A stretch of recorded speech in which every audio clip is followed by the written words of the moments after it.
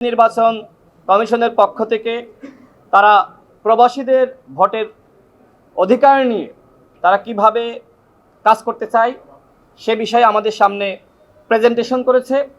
তারা তিনটি পদ্ধতি আমাদেরকে দেখিয়েছে। প্রথমত অনলাইন পদ্ধতি এবং পোস্টাল পদ্ধতি এবং প্রক্সি ভোটিং সিস্টেম।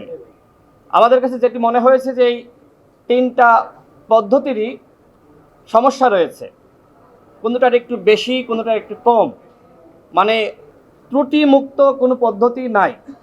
যেমন অনলাইন পদ্ধতির মাধ্যমে জালিয়াতি করা সম্ভব, একজনের ভোট আরেকজন দিয়ে দিতে পারে এবং সেই স্বাধীনতার পর থেকে মোটামুটি আপনার সেই পোস্টাল পদ্ধতি কিন্তু রয়েছে, কিন্তু আজকে নির্বাচন কমিশন বললেন যে এখনো পর্যন্ত কোনো নজির